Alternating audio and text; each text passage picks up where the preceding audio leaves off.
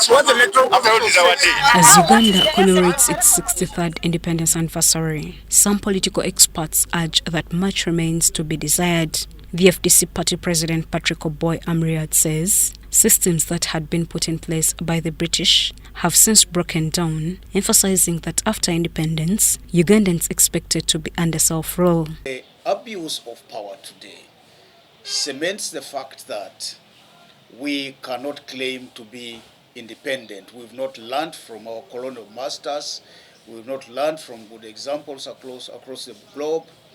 And, we are probably worse off in as far as democracy is concerned than it was during the colonial period of time.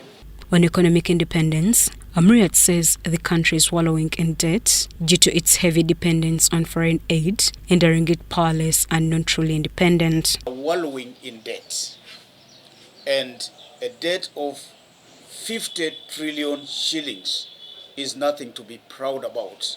This is what Ugandans owe to people who have lent us money, institutions that have lent us money. And so the per capita debt is about between 2 million and 3 million shillings. And one would wonder how this kind of debt can be paid.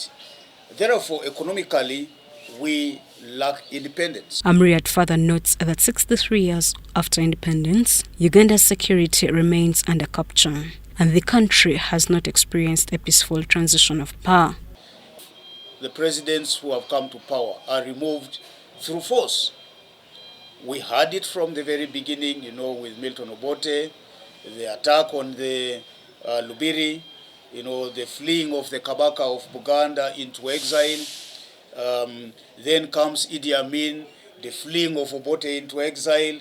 Then come the other leaders. Not many of them have died in this country. And so we thought that at 63, there should have been a formula developed. And indeed, this was, put in our constitution. On the other hand, FDC presidential candidate Nandala Mafabi says that although some level of self-governance has been achieved, key human rights such as freedom of speech and association remain elusive. And you discover that even when we have made parties, there are people who feel that this party should not be there, this should not be there, this what. So you can see that our country is still at crossroads. He adds that the GDP figures cited by the Minister of Finance are misleading, as many thriving businesses are foreign-owned, with profits repatriated to their home countries.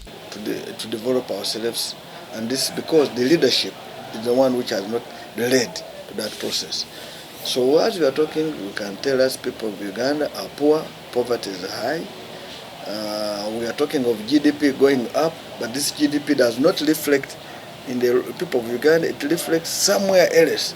And that's why maybe this is an imported GDP. Mafabi stresses the need to widen the tax base by investing in productive sectors that can generate sustainable domestic revenue. He makes profits. He has no law which bars him to take his profits. He takes them back to his country. And when he takes them, the profits are going to develop the other country instead of developing the local country.